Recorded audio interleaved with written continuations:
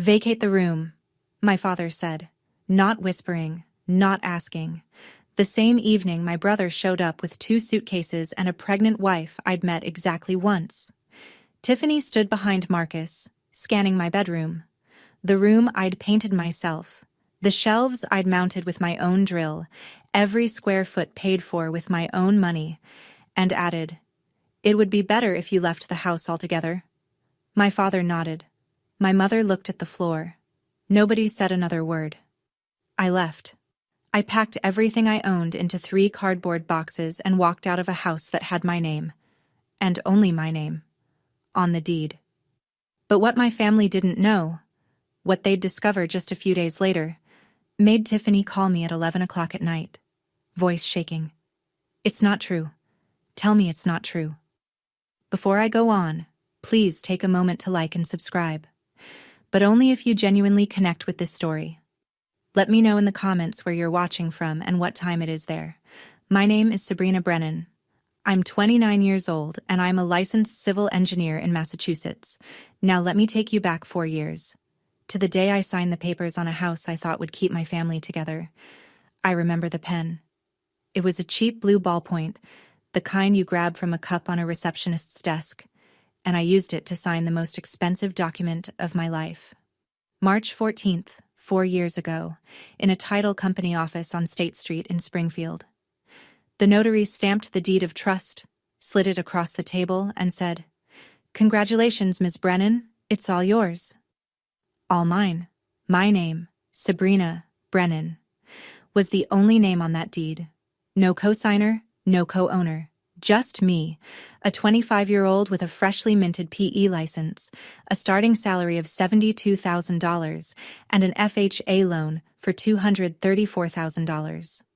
Monthly payment, $2,340, due on the first of every month for the next 30 years.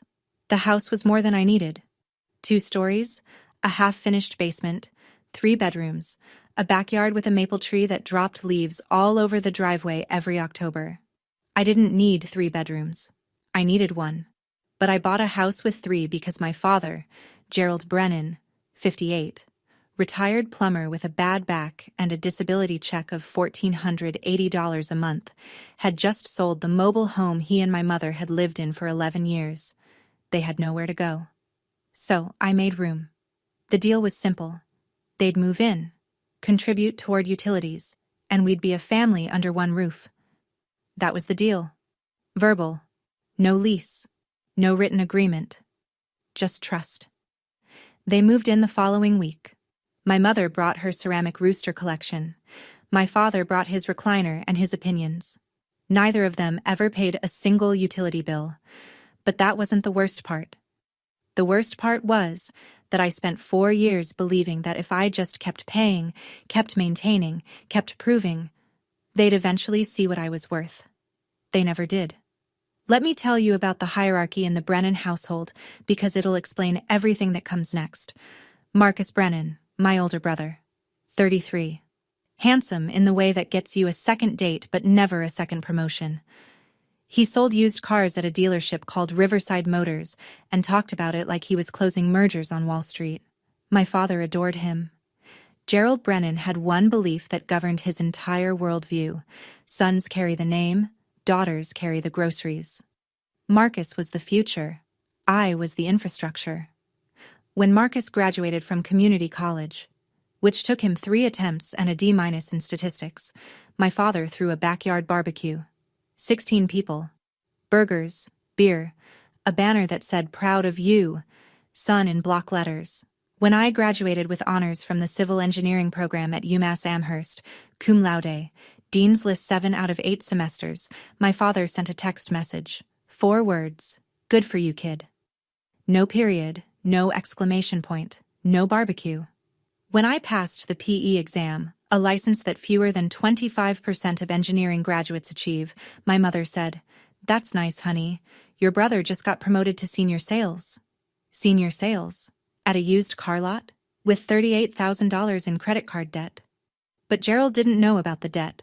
Or maybe he did, and didn't care. What I know for certain is that he'd been quietly lending Marcus money from his disability check.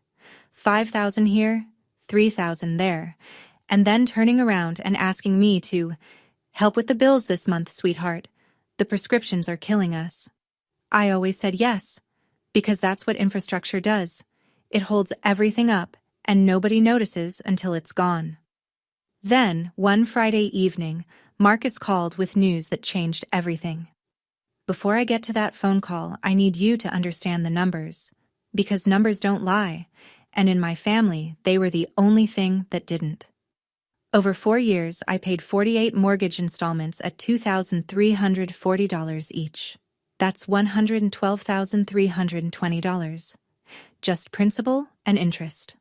On top of that, I covered the electric bill, which averaged $380 a month in Massachusetts, where winters are serious. Water and sewer ran about $90, internet and cable. My father insisted on the sports package, added another $200. Groceries I supplemented at roughly $150 a month because my parents ate every meal at home and never once pushed a cart through a supermarket. Add it all up. $147,360, conservatively, over 4 years, from my paycheck, into a house where I slept in one bedroom and asked nothing from anyone. I also painted the exterior twice. Did it myself? 2 weekends each time, up on a 20-foot extension ladder. I replaced the roof section over the back porch when it started leaking. $4,200 out of pocket. I installed a heating unit in the basement because my father complained the house was drafty downstairs. $3,100. My neighbor, Louise Vacate, 67 years old, lived next door for 11 years, saw all of it. Every ladder session, every bag of mulch. Every Saturday morning, I was out there with a snow shovel at 6 a.m. while my parents slept. Louise stopped me once, leaning over the fence. "Honey, where's your family when you're up on that ladder?" I smiled and said, "They're inside. That's kind of the point, so they can be comfortable inside." Louise gave me a look I didn't understand then. I understand it now. It was pity. Then Marcus called. "Sabrina, I'm coming home, and I'm not coming alone." Marcus's voice had that particular brightness it only got when he wanted something. I'd heard it before. When he needed a cosigner, I said no. When he wanted to borrow my car for a weekend that turned into 2 weeks. When he asked me to talk to Dad about sending him more money. This time, he was bringing Tiffany, his wife of 8 months, 7 months pregnant. They arrived on a Friday evening. 2 large suitcases, 3 boxes of baby supplies, and Tiffany, who stepped out of Marcus's car and looked at the house the way you'd appraise something at an auction. She was 30 years old, worked part-time as a receptionist at a dental office, and had a way of making every sentence sound like she was doing you a favor by speaking. My father was ready. I realized that within 30 seconds of their arrival, because the living room furniture had already been rearranged, a corner cleared, a space made. Gerald had known they were coming. He'd prepared. And he hadn't told me. But Tiffany took one look at the living room and shook her head. "This won't work. We need a real bedroom. I'm 7 months along." Gerald turned to me. Not asked. Turned. The way you'd turn to a piece of furniture that needed repositioning. "Vacate the room." "That's my room, Dad. I've been in that room for 4 years. And Marcus needs it now. He has a family." "I am family." "You know what I mean." Tiffany added her line, the one I already told you about. And then my mother appeared in the hallway holding 3 flattened cardboard boxes. The same brand, the same size. The ones I'd used to move in 4 years ago. She'd kept them. 4 years she'd kept those boxes in the garage, as if she'd always known this day was coming. I told myself it was temporary. 1 week, maybe 2, until we figured things out. That's what Gerald said. "Just temporary, Sabrina. Just until things settle." So I moved downstairs. To the basement. The one I'd spent $3,100 heating. Bare concrete walls. A single overhead bulb on a pull chain. A mattress I dragged down from the guest closet, set directly on the floor because there was no bed frame. The air smelled like Mildite and old cardboard, and in the corner, a slow drip from a joint in the cold water pipe marked time with a rhythm that kept me awake the first night. Upstairs, Tiffany made herself at home. The next afternoon, she posted a photo of my old bedroom, now arranged as a nursery with a crib and pastel bunting, to her Instagram. Family always makes room for the next generation, followed by a pink heart emoji. 212 likes, comments full of heart eyes and congratulations, and what a beautiful space. Nobody asked whose space it had been 24 hours earlier. Marcus passed me on the stairs the following morning. "It's just temporary, Sabrina. Don't make this weird." I slept in that basement for 3 nights. On the 3rd night, a pipe joint gave way slightly. Not a burst, but a steady seep. And I woke at 3 a.m. with my back soaked through the mattress. I lay there in the dark, water creeping through the fabric, staring at the ceiling, which was their floor. And I thought, I am paying $2,340 a month to sleep in a puddle beneath my own house. The next morning, I went upstairs to make coffee. Tiffany was sitting at the kitchen table using the espresso machine I'd bought. She looked up. "Oh, you're still here?" That was the first time in my life I understood that love and ownership are not the same thing. It happened on a Tuesday.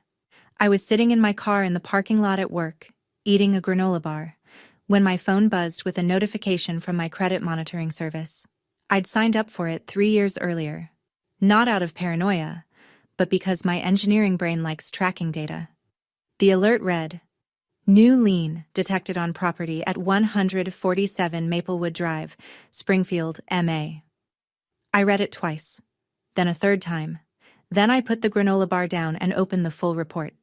A $95,000 mortgage lien. Filed through Greenfield Credit Union, a small community bank on Carew Street. The same one where my father had his checking account. The borrower's signature on the deed of trust addendum, Sabrina Brennan. Except I had never signed anything. I had never been to Greenfield Credit Union. I had never authorized a lien on my property. I pulled up the signature image on the PDF. It looked close enough to fool a casual glance. But I knew my own handwriting the way a musician knows their own instrument. The capital B in Brennan was wrong. I loop it tight at the top. This one swooped wide, the way you'd copy it from a photocopy. And the middle initial, my middle initial, E, for Elizabeth, was written in print. I always write it in cursive. Someone had traced my signature. From the used car lease I'd signed 2 years earlier, the one my father had helpfully photocopied for his records. I called the credit union. A manager confirmed the loan had been processed 3 months prior by a representative described as a family member of the property owner. The witness on the application was listed as Donna Brennan, my mother. $95,000. My name. My house. Without my knowledge. Without my consent. I sat in that parking lot with both hands on the steering wheel, shaking. Not from fear. From rage. If this lien hit my credit report officially within the next 30 days, my score of 761, built over nearly a decade of discipline, would collapse. And with it, everything I'd worked for. The clock started ticking. There's a Dunkin' on Boston Road that stays open 24 hours. I sat there until 1 in the morning with a medium black coffee and a paper napkin I'd flattened on the table. I drew a line down the middle. Left side. What I lose if I fight. Right side. What I lose if I don't. The left side was short but heavy.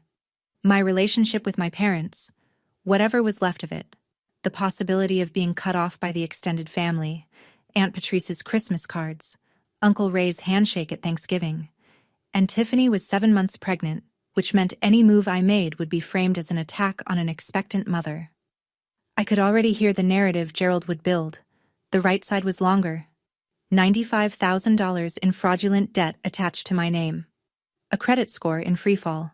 The potential loss of my ability to refinance, to borrow, to function financially as an independent adult. And the certainty, the absolute mathematical certainty, that if I did nothing, they would do it again. Because people who steal from you once and face no consequences don't stop. They just get bolder. I looked at both columns.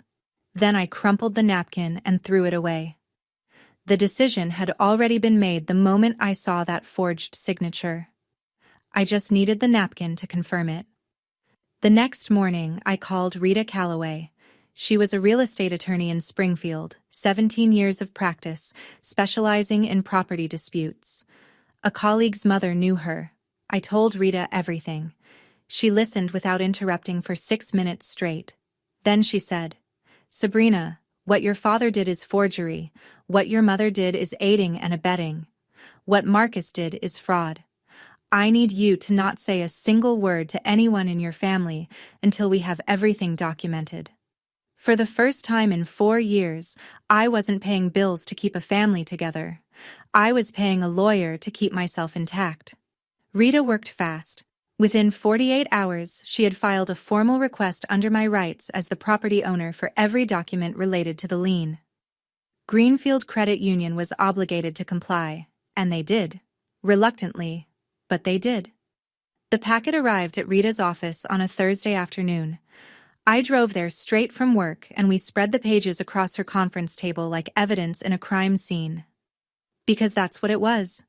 The forged deed of trust addendum. My signature, or the version of it someone had traced from that car lease, at the bottom of page 4.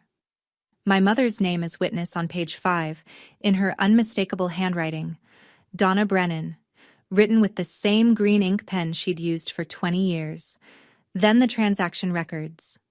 Rita had highlighted them in yellow. $38,000 transferred directly to a credit card account registered to Marcus G. Brennan. His entire outstanding balance, wiped clean in one wire. $22,000 to Riverside Motors.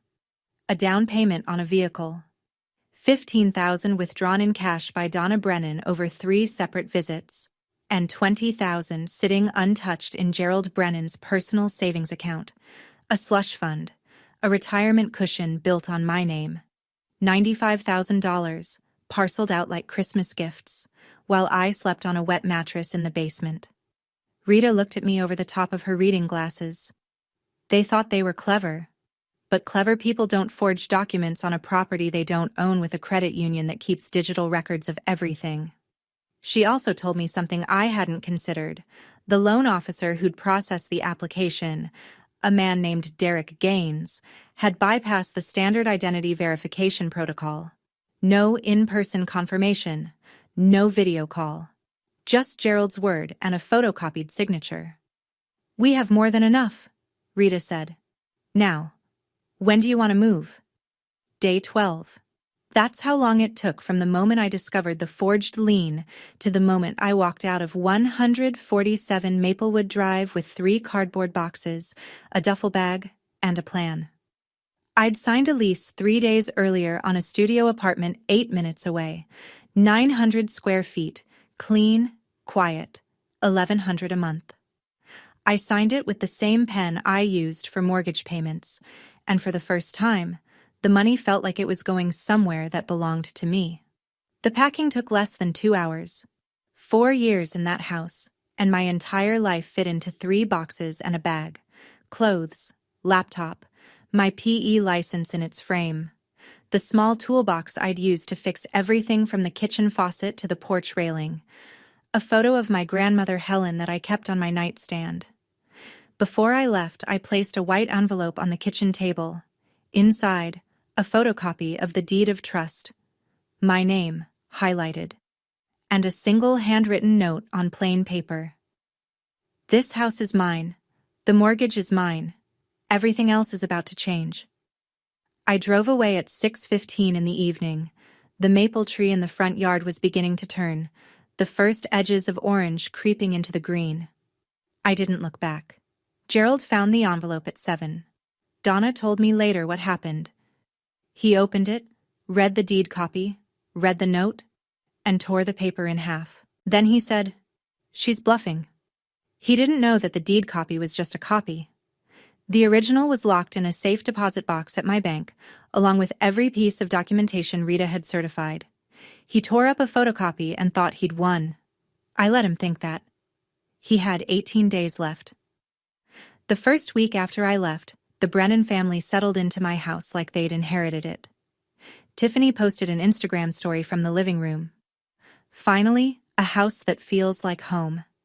187 views. She'd rearranged the furniture, hung a wreath on the front door, and placed a welcome mat over the threshold I'd paid for. Marcus mowed the lawn for what I'm fairly confident was the first time in his life and posted a selfie with the caption, "Dad duty starts early." Gerald controlled the narrative the way he controlled everything, decisively and without evidence. He called Uncle Ray. He called Aunt Patrice. He called his own mother, Helen. His version of events, as I later pieced together from multiple sources, went like this. Sabrina moved out. She wanted her own space, very independent girl. No mention of the basement, no mention of the eviction from my bedroom, no mention of the forged mortgage, just a proud father whose capable daughter had decided to spread her wings.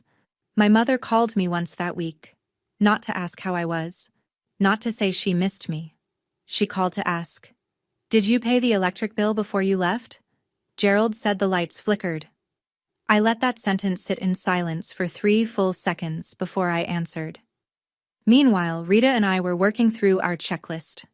The fraud complaint to Greenfield Credit Union. Filed. Formal disputes with all 3 credit bureaus. Experian, TransUnion, Equifax. Submitted with supporting documentation. And the final piece. The 30-day notice to quit. Prepared and ready. Addressed to Gerald Brennan, Donna Brennan, Marcus Brennan, and Tiffany Brennan. Under Massachusetts law, occupants without a lease are entitled to 30 days written notice before eviction proceedings can begin. Rita scheduled the process server for day 17. The same day as Gerald's open house. 45 guests. Perfect timing. It started with the heating system. Day 5 after I left, the thermostat in the main unit glitched. A quirk I'd learned to fix myself by resetting the breaker and recalibrating the temperature sensor. It took 90 seconds if you knew what you were doing. Gerald did not know what he was doing. He called an HVAC company. They quoted him $2,800 for a diagnostic and potential part replacement. Gerald did not have $2,800. Day 7, the electric bill arrived. $340 for the month. Standard for a Massachusetts winter with 4 adults running heat around the clock. The bill was still in my name because the transfer request I'd submitted hadn't processed yet. Gerald called me. "When are you coming back? The house needs you." Not, "We miss you," not, "Are you okay?" "The house needs you." As if I were a part of the plumbing. "I'm not coming back, Dad. You should contact the utility company directly. The account is under my name, and I've already submitted a transfer request." "What do you mean, transfer request?" "I mean the bills will be in your name starting next month, or whoever's name you'd like." 10 seconds of silence. Then he hung up without another word. That evening, Tiffany sent me a text. I still have it, word for word. "This is really selfish timing. I'm due in 8 weeks." Selfish. That word. It's remarkable how precisely selfish maps onto inconvenient for me. I'd paid $147,000 into that household over 4 years. I'd heated the basement at my own expense so the house would be comfortable. I'd replaced the roof so the rain wouldn't touch them. And the first time I stopped, the very first time I wasn't useful, I was selfish. I didn't respond to the text. Some sentences don't deserve an audience. My mother called at 9 on a Wednesday night. She was crying. The practiced, measured kind of crying that rises and falls at convenient intervals, the kind that sounds like grief but operates like a crowbar. "Your father is stressed. His back is worse. You know he can't handle the house alone." "Mom, I maintained that house alone for 4 years. Dad was there the whole time." "That's different. You're young. You're strong. I'm also the person whose signature was forged on a $95,000 mortgage. Did you want to talk about that?" The crying stopped. Not tapered off. Stopped. Like someone had pressed pause on a recording. A long silence. Then, very quietly. "Your father said it was for the family. It was for Marcus's credit card debt. I have the bank records, Mom. $38,000 to his card. $22,000 for a car. You personally withdrew $15,000 in cash over 3 visits. Do you want me to read you the dates? You're going to tear this family apart? The family was torn apart the night you put 3 cardboard boxes outside my bedroom door. She hung up. I sat alone in my studio that night with the comparison sheet Rita had printed. My real signature on the left, the forgery on the right. And I asked myself whether I was being too hard. Whether there was a version of this where everyone came out whole. Whether the right thing and the kind thing were the same thing. Then I looked at the forgery again. My mother's handwriting on the witness line. Green ink. The same pen she used to write grocery lists and birthday cards, and the note she'd tucked into my lunchbox in 4th grade. Have a great day, sweetie. No, I wasn't too hard. I was finally clear. Have you ever had someone you love use your own loyalty as a weapon against you? I'd like to hear your story. Share it in the comments. You might help someone else realize they're not alone. Marcus showed up at my apartment unannounced on a Thursday evening. No call. No text. Just 3 hard knocks on a door he had no business knowing the address of, though I suspect my mother gave it to him. I checked the video feed from the Ring doorbell camera Rita had advised me to install the week prior. Marcus was standing on the walkway, jaw tight, fists opening and closing at his sides. I opened the door. What the hell are you doing, Sabrina? Dad says you're threatening to kick us out? I'm not threatening anything. I'm exercising my legal rights as the property owner. Property owner? He laughed, a short, ugly sound. You think a piece of paper makes you better than family? That piece of paper is a deed of trust. And another piece of paper, the one you forged with Dad, is a federal crime. The laugh died. His expression shifted, not to remorse but to calculation. I'd watched Marcus sell cars for years. I knew exactly when the pitch changed. Look. His voice softened. We can work this out. Tiffany's due in 8 weeks. You can't do this to her. I'm not doing anything to Tiffany. I'm undoing what was done to me. If you go through with this, you'll never see your niece or nephew. The words landed, but they didn't stick the way he'd intended. He was using a child, an unborn child, as a bargaining chip. The same way Gerald used family as a justification for theft. That's your choice, Marcus, not mine. He left. Slammed the door hard enough to rattle the frame. The Ring camera captured everything. His face, his voice, his threat, the timestamp, 7:42 p.m. Rita would have the footage by morning. Some people build walls with bricks. I was building mine with evidence.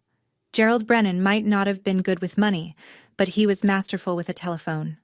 Within 48 hours of Marcus's visit, my father had called every branch of the family tree. Uncle Ray in Chicopee, Aunt Patrice in Holyoke. My grandmother Helen, 82 years old, in her assisted living apartment in Northampton. Cousins I hadn't spoken to since Thanksgiving 3 years ago. He called them all, and he told them all the same story. Sabrina abandoned her family. Sabrina is threatening to put her pregnant sister-in-law on the street. Sabrina has changed. The messages started arriving like a coordinated strike. Uncle Ray. Think about what you're doing, kiddo. A cousin I barely knew. Family first, Sabrina. Always. Aunt Patrice called directly, voice cold. Your grandmother is crying. I hope you're happy. I tried explaining to Patrice about the forged mortgage, the $95,000, the bank records, the signature that wasn't mine. I don't believe that, she said. Gerald would never. That sentence, Gerald would never, was the foundation of my father's entire strategy. He'd spent 58 years building a reputation as the dependable patriarch, the man who showed up at barbecues with a case of beer and a firm handshake, the man who called his mother every Sunday. He'd invested decades in that image, and now he was cashing it in to bury me. And it was working. In the court of family opinion, I was guilty without trial. I called Rita, told her everything. She listened, then said something that landed like an anchor. Don't fight the narrative, let the documents speak. And they will. At the right time. When? She glanced at the calendar on her desk. The open house. When all of them are there. 45 people. Perfect audience. I swallowed. That's in 5 days. Then we have 5 days to get ready. On day 14, the letter arrived at Rita's office on Greenfield Credit Union letterhead. She called me at work. "You're going to want to come in." I drove to her office during my lunch break. She'd already set the letter on her desk, turned so I could read it. The key paragraph was the third one, and I'll remember the language for the rest of my life. Following an internal compliance review, the signature on the deed of trust addendum dated, redacted, does not match the authenticated signature on file for the property owner, Sabrina E. Brennan. The associated loan has been suspended pending further investigation. Suspended. Not resolved. Not yet. But suspended. The lien would not be reported to the credit bureaus. My 761 score was safe. For now. Rita continued. The loan officer who'd processed the application, Derek Gaines, had been placed on administrative leave effective immediately. The bank's compliance team had flagged multiple procedural violations, most critically, the absence of in-person identity verification. Gaines had later admitted in an internal interview that Gerald Brennan was a regular customer who'd bought him beers a couple of times and had told him the property owner was out of town, but fully aware of the transaction. Beers. My father had traded beers for my financial identity. The lien will be removed from your property record within 30 days, Rita said. But more importantly, the bank now has an institutional interest in cooperating with us. They processed a fraudulent loan on an employee's negligence. They don't want a lawsuit. For the first time in 2 weeks, I felt something loosen behind my sternum. A pressure I hadn't realized was there because it had been there for so long. But there was still the house. Still 4 people living in my property who believed they'd won. The process server, I said. Day 17, we're still on? Rita nodded. We're still on. The process server's name was Carl. I never got his last name. He was in his 40s, built like someone who'd played football in college and never entirely stopped, and he had the blank, professional calm of a man who hands people bad news for a living. Day 15. 2 p.m. A clear Wednesday afternoon. Carl walked up the front path of 147 Maplewood Drive, past Tiffany's new welcome mat, and knocked 3 times. Gerald opened the door. Carl handed him the notice to quit, a formal 30-day eviction notice issued by the property owner, me, pursuant to Massachusetts General Laws, Chapter 186, Section 12. The document named all 4 occupants, Gerald Brennan, Donna Brennan, Marcus Brennan, and Tiffany Brennan. It stated, in plain legal English, that they had 30 days to vacate the property or face formal eviction proceedings through Springfield Housing Court. According to the process server's affidavit, which I received that evening, Gerald read the first page, looked up, read it again, and said nothing. The notation. Recipient appeared visibly shaken. Document served successfully at 2:07 p.m. Gerald called me 11 minutes later. For the first time in my life, his voice was not commanding. It was cracked. You're evicting us? Your own parents? You forged my name on a $95,000 loan, Dad. The bank confirmed it. You have 30 days. I did it for the family. You did it for Marcus's credit card debt. I have the transaction records, every dollar, every deposit, every cash withdrawal Mom made. You ungrateful. He didn't finish the sentence. He hung up. Marcus called 4 minutes after that, already shouting, "You're insane. Tiffany is due in 6 weeks. Where are we supposed to go?" That's not my problem to solve anymore, Marcus. 2 days remained until Gerald's open house. 45 invitations sent, catering ordered, rental chairs arranged in the backyard. He didn't cancel. He told Donna, "We'll show them we're still a family.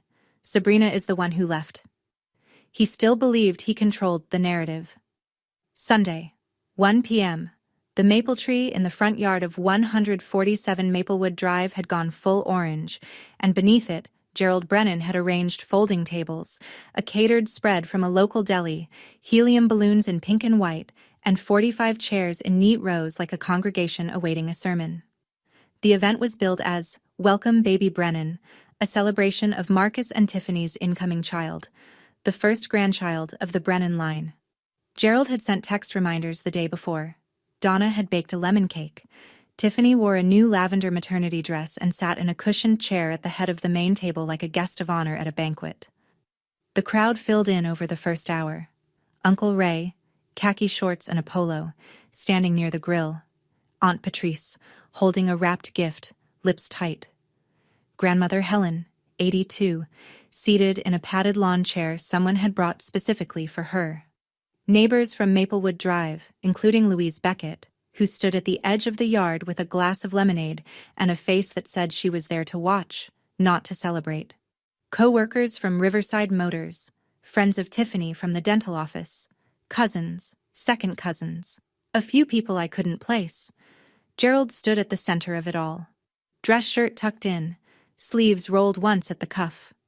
He raised a plastic cup of lemonade and offered a toast. The Brennan family is growing.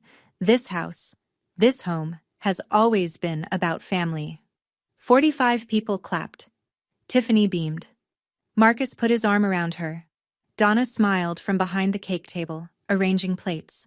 Nobody mentioned me. Gerald had told anyone who asked that I couldn't make it, that I'd been going through some things. Louise Beckett took a slow sip of her lemonade and said nothing. It was 1:15. I was 8 minutes away, sitting in my car with a manila folder on the passenger seat and a heartbeat I could feel in my throat. I parked on the street, 2 houses down, checked my reflection in the rearview mirror.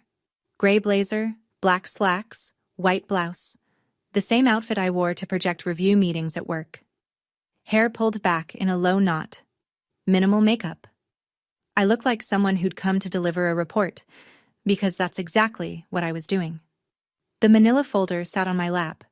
Inside, a certified copy of the deed of trust. The signature comparison, mine on the left, the forgery on the right. The official letter from Greenfield Credit Union confirming the loan suspension, and photocopies of the transaction records showing where every dollar of that $95,000 had gone. Rita had organized the pages in order. Each one was tabbed. I walked up the sidewalk at 2:15. The party had been going for over an hour. People were eating, laughing, milling around the yard. A few kids chased each other near the fence. The balloons bobbed in a light breeze. Gerald saw me first. He was standing near the porch steps, mid-conversation with a cousin, and his expression went through 3 stages in about 2 seconds.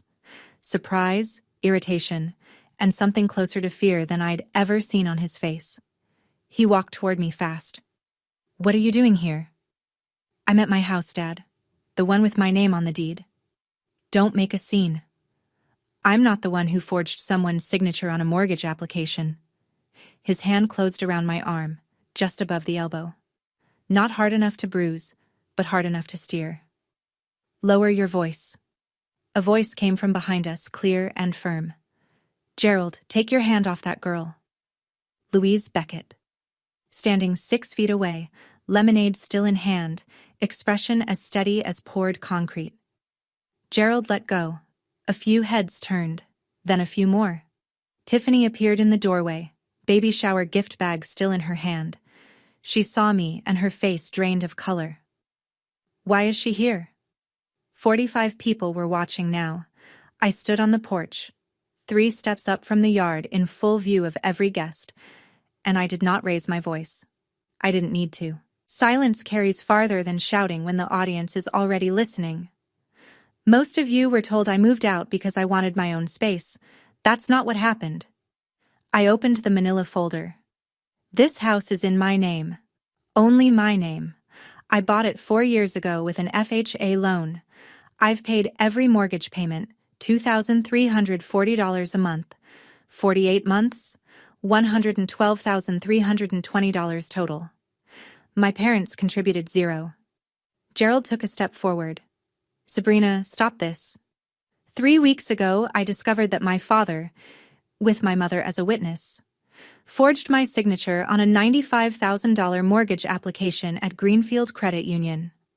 I held up the signature comparison. "This is my real signature." I pointed to the left column. "And this is the one on the mortgage." I pointed to the right. "They're not the same. The bank confirmed it in writing." I held up the letter from Greenfield. "The loan has been suspended. The bank is investigating. I held up the transaction summary. $38,000 went to Marcus's credit card debt, $22,000 to a car dealership for his down payment. $15,000 was withdrawn in cash by my mother. $20,000 is sitting in my father's savings account right now.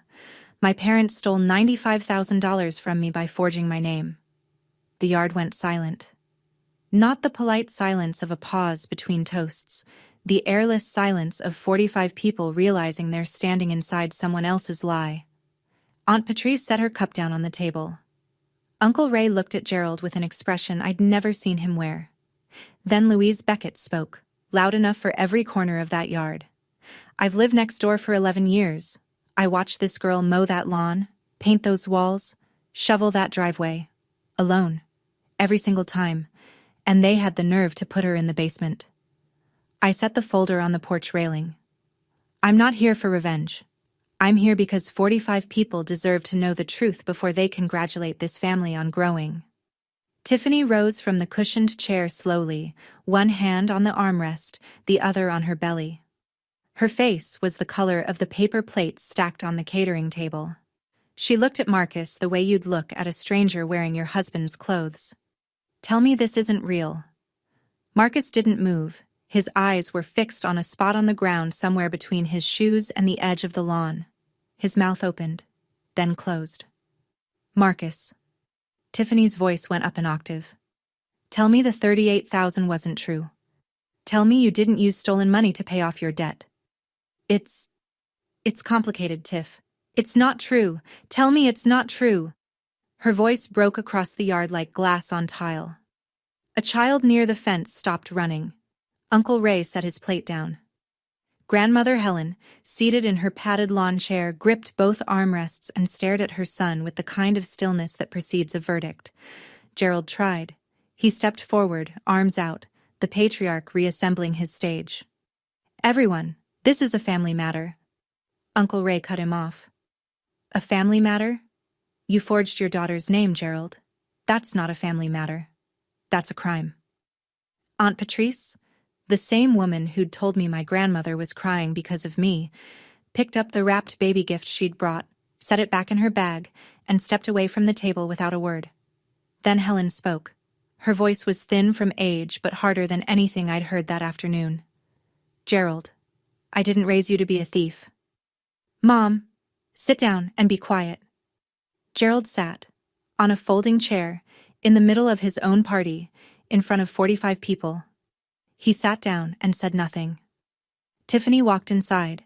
The screen door slammed behind her. One by one, guests began collecting their things. Nobody took leftover cake. Nobody said congratulations. The open house was over. The house was mine. An hour later, the yard looked like the aftermath of something canceled mid-sentence.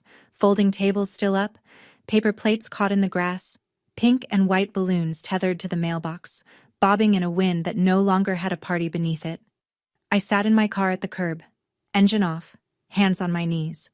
I'd expected to feel something sharp, triumph, relief, the clean snap of justice delivered. Instead, I felt hollow, like I'd just pulled a tooth that had been rotting for years.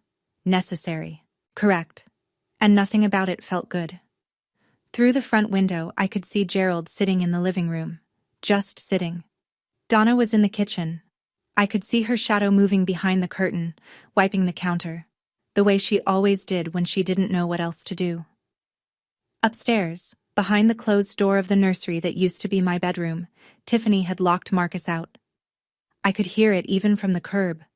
Her voice, muffled but unmistakable. You told me you got a bonus? A bonus, Marcus. You lied to my face for 3 months. I was going to tell you. When? After the baby was born? After we moved into a house that isn't even ours? A car pulled up behind mine. Uncle Ray. He got out, walked to my window, and stood there for a moment before he spoke. I owe you an apology. I believed your father.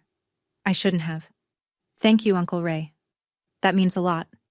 He nodded once, got back in his car, and drove away. Aunt Patrice left without stopping. But 48 hours later, she'd send a text, 2 paragraphs long, an apology she clearly rewrote several times. I started my car and pulled away from Maplewood Drive. In the rearview mirror, the balloon still floated above the mailbox, pink and white against a gray sky, celebrating something that no longer existed. Tiffany called that night at 9:30. Her voice was different from what I expected. Not angry, not crying, just flat. The voice of someone who has run out of feelings and is now running on information. I need to know everything, every dollar, every lie. I hesitated. This was the same woman who'd told me to leave my own house, who'd posted my bedroom on Instagram as a trophy, who'd called me selfish for not paying the electric bill on a property she was occupying for free. But she was also 7 months pregnant and had just discovered that her husband had funded their life with stolen money. Whatever she was before, right now she was someone who deserved the truth. I sent her the transaction records. All of them. 15 minutes of silence. Then her name appeared on my phone again. The $22,000 for the car. He told me that was a dealer discount. He said he earned it. I'm sorry, Tiffany, I really am. Don't be sorry. I'm the one who told you to leave your own house. A pause long enough to drive through. I didn't know it was your house. Gerald told me it was a family property, passed down from your grandparents. That's what he said. It was never a family property. I bought it with my own money when I was 25. Another silence, then quieter. I owe you an apology. A real one. Not now. I can't right now. But I owe you one. Before she hung up, she told me something I hadn't known. Marcus also owed her $7,000. Money she'd lent him before the wedding. Money he'd sworn he'd pay back after the baby came. She was beginning to see the pattern I'd spent 4 years learning. Her last words. I'm calling my mom tomorrow. I'm not raising this baby in a house built on lies. She kept her word. The week after the open house, the Brennan family came apart like a building with the load-bearing wall removed. And I would know. I'm an engineer. I know exactly what happens when you take away the thing that held everything up. Tiffany moved to her mother's house in Worcester, an hour and a half east. Marcus called her 14 times the first day. She answered none of them. By the third day, her Facebook status changed from married to blank. Not single, not, it's complicated, just blank, which somehow felt louder than either. Marcus lost his footing. Without Tiffany, without the baby on the way narrative, he was just a 33-year-old man sleeping on the sofa in his sister's house. Except it wasn't his sister's house. It was just his sister's. Gerald, for the first time in Marcus's memory, turned on him. If you hadn't been in so much debt, none of this would have happened. Golden child, meet the cold side of the altar. Gerald himself was unraveling in slower, quieter ways. He canceled his weekly poker game for the first time in 12 years, told his buddies, family stuff. But 2 of the men in that group had been at the open house. They already knew. The phone calls Gerald used to receive. From cousins checking in, from friends wanting to grab lunch. Slowed to a trickle. Uncle Ray didn't call at all. Helen, his own mother, didn't return his calls for 3 days straight. Donna called me once a day, every day. Same script. Same cadence. Please come home. We can fix this. And every day I gave the same answer. There's nothing to fix, Mom. There's only what happens next. On Friday, a letter arrived at 147 Maplewood Drive from Greenfield Credit Union. A formal request for Gerald and Donna to appear in person at the branch to discuss the matter. The bank had its own problems now, and Gerald was running out of people willing to believe his version of the story. The internet is not kind to secrets. It's even less kind when the secret involves baby showers and stolen mortgages. Tiffany deleted the Instagram post. Family always makes room for the next generation, the one with 212 likes and a pink heart emoji. She deleted it, but screenshots live forever. And within a day, a friend of hers from the dental office posted a cryptic status on Facebook. Imagine finding out the house you thought was a gift was actually stolen property. Some families. Red flag emoji. 89 comments. 340 reactions. Tiffany wasn't named. She didn't need to be. The people who knew, knew. On Maplewood Drive, The whisper network operated at the speed of a cul-de-sac. Louise Beckett didn't gossip. It wasn't in her nature. But when neighbors asked, she gave them one sentence. I watched that girl build this home with her own 2 hands. You should ask Gerald what he built. It was the kind of line that didn't need a follow-up. People filled in the rest themselves. At Riverside Motors, Marcus's co-workers had been at the open house. 2 of them.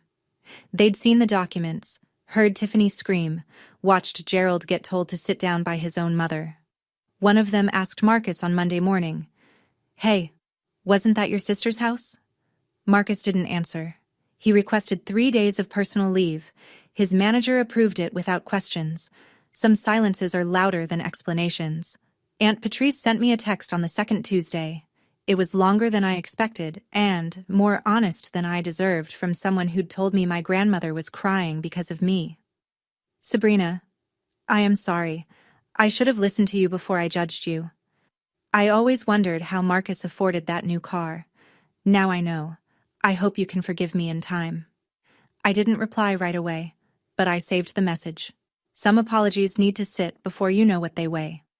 Day 30. The eviction notice expired on a Tuesday morning. No extensions, no negotiations, no last-minute phone calls that changed anything. Rita sent a final formal letter to the house. If all occupants had not vacated by end of day, we would file for a court-ordered eviction through Springfield Housing Court. The letter was addressed to Gerald. It arrived by certified mail. He signed for it. That signature, at least, was his own. Gerald called me that afternoon. His voice was different. Not angry, not commanding, not even the cracked version from weeks ago. It was flat, depleted. The voice of a man who has run out of people to blame and hasn't yet learned how to look in a mirror. Where are we supposed to go, Sabrina? I've already looked into this for you. There are 2 apartments available on Elm Street. $1,200 and $1,400 a month. Your disability check covers rent. Mom can apply for part-time work. That's your starting point. Silence. I'm not throwing you out with nothing, Dad. I'm telling you that you can't live in a house you stole from me. There's a difference. I didn't steal. Yes, you did. More silence. Then, okay. That was it. 1 word. The smallest, heaviest word he'd ever spoken to me. Donna started packing the next morning. Gerald sat in his recliner and watched. Marcus, who'd already moved in with a friend 2 weeks earlier, came by to collect the last of his things. He carried 2 boxes to his car without making eye contact with anyone. Day 33. Gerald and Donna moved into the $1,200 apartment on Elm Street. 1 bedroom, street level, a fraction of the space they'd occupied for free in my house. Gerald didn't say a word as he turned the key in the lock for the last time. Donna lingered at the front door, looked back at the house, then looked at me standing by my car. She nodded, small, slow, and walked to the passenger side of Gerald's truck. I handed my father 2 apartment listings because I couldn't hand him nothing. Even after everything, I couldn't be what he was to me. The legal aftermath was quieter than the personal one, but no less final. Greenfield Credit Union completed its internal investigation 6 weeks after the open house. The result? The $95,000 loan was voided in its entirety. The lien on 147 Maplewood Drive was removed from all property records. The fraudulent entry on my credit file was expunged through formal disputes with Experian, TransUnion, and Equifax. My score, which had never actually dropped, thanks to Rita's preemptive action, climbed from 761 to 774 once the lien removal was reflected. Derek Gaines, the loan officer who'd processed the application on Gerald's word and a few beers, was terminated. The bank sent me a formal apology letter and offered a $5,000 goodwill compensation. I declined the money. Instead, I asked for a written commitment that Greenfield would implement mandatory in-person identity verification for all future mortgage applications. They agreed. Rita had the commitment notarized. The harder question came next: criminal charges. Rita laid it out plainly.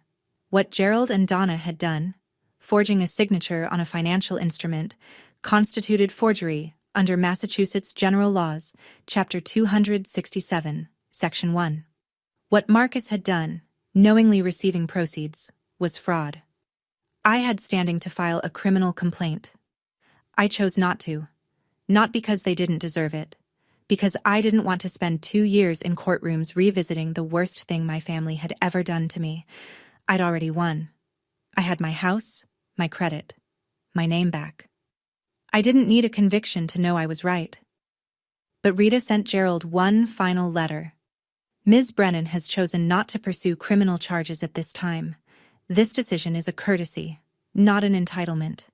Any future unauthorized use of Ms. Brennan's identity or property will be referred directly to law enforcement. Donna told me later. Gerald read that letter twice, folded it, and put it in a drawer. He never mentioned it again. Some warnings don't need to be loud. They just need to be permanent. 2 months after the open house, I sat at my kitchen table in the studio apartment, the one I'd rented as a temporary escape, and wrote an email. Not to Rita, not to the bank, to my family. All 3 of them: Gerald, Donna, Marcus. It took me 4 hours to get it right. Not because the language was complicated, but because I wanted every word to be a wall with a door in it.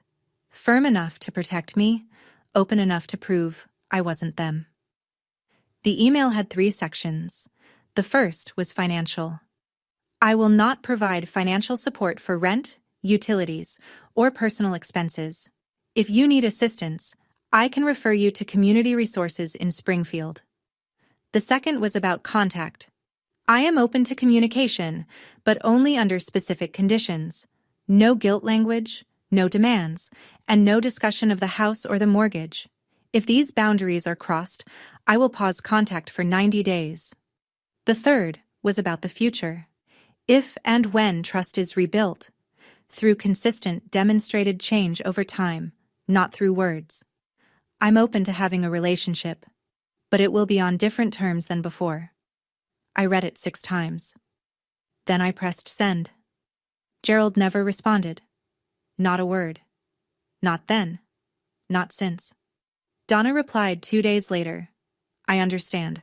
I'm sorry, Sabrina. I truly am. Marcus responded 2 weeks after that. 4 words. I get it. Which was either growth or fatigue. I couldn't tell, and I decided it didn't matter. I'd spent 4 years asking myself if I was being too hard, too cold, too much. But writing that email, laying it out in plain language, setting terms I could point to, was the first time I felt like I was being exactly enough. Have you ever had to draw a line with someone you love? Not with anger, but with a document? How did it feel? Tell me in the comments. You might find you're not the only one holding that pen.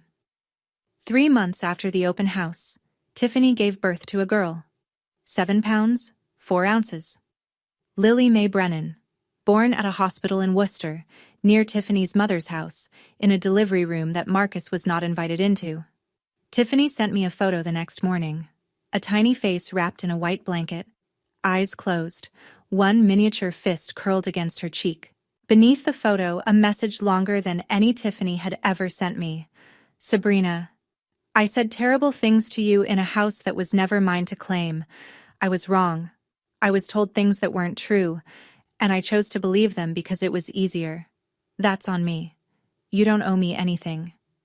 But if you ever want to meet Lily, she has your eyes? Actually, the door is open. No pressure. No timeline. I looked at that photo for a long time. Then I cried. For the first time since I'd left Maplewood Drive, I cried. Not from sadness, not from anger, but from the particular relief of something unclenching inside your chest that you forgot was clenched. I replied, "Thank you, Tiffany. That means more than you know. I'd like to meet Lily when the time is right." Tiffany had filed for separation at Worcester County Probate Court. She wasn't going back to Marcus. She told me later, in a conversation I didn't expect to have, that the $7,000 he still owed her was the smallest of his debts. Marcus called me once after Lily was born. He asked if he could bring the baby to see me sometime. I said yes, but at a coffee shop in town, not at my house. Public space. Neutral ground. A boundary I didn't need to explain and he didn't try to push. Forgiveness isn't a switch, it's a faucet, and I get to control the flow. 6 months after the open house, I moved back into 147 Maplewood Drive. My house. My name on the deed. My hand on the doorknob. My key in the lock. I repainted every room. New colors. Not to erase anything, but because I'd earned the right to choose. Soft gray in the bedroom, warm white in the kitchen. The basement got a proper floor, vapor barrier, and recessed lighting. I never wanted to look at bare concrete again. Louise Vacate came over the first afternoon with a potted lavender plant, set it on the porch railing, squeezed my hand, and said, "Welcome home, honey. For real this time." At work, the promotion I'd been tracking came through. Senior project engineer. Salary, $104,000 a year. I signed the offer letter at the same desk where I'd first seen the credit monitoring alert that started all of this. I began writing. Not reports, words. A blog first. Personal essays about family systems, about the cost of being the reliable one, about what happens when you stop subsidizing people who've confused your labor for your love. The first post, the basement test, how I knew it was time to leave, was shared 4,200 times in its first month. A small publisher in Boston, Harborline Press, reached out. They wanted a book. I signed the contract for The Deed is in My Name, Reclaiming Your Life from Family That Takes Too Much. Publication timeline, 8 months. Gerald and Donna live on Elm Street. He calls once a month. The calls are short, awkward, and devoid of demands. That, in itself, is progress. Marcus works at a dealership in Chicopee and sees Lily every 2 weeks. He's quieter now. Whether that's growth or exhaustion, I'm not sure. I've stopped needing to know. I met Lily at a coffee shop on a Tuesday afternoon.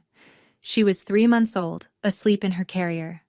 Marcus handed her to me, and I held her, warm, impossibly small, and thought, I didn't lose a family. I lost a version of family that was never real, and I built something better in its place. The house is quiet now, but it's a different kind of quiet. Not the silence of being ignored, but the peace of being in control. That's my story. I shared it not because I'm angry. I'm not. Not anymore. But because I know someone out there is lying in their own basement right now, paying for a house they're not allowed to live in, wondering if they're the problem. You're not the problem.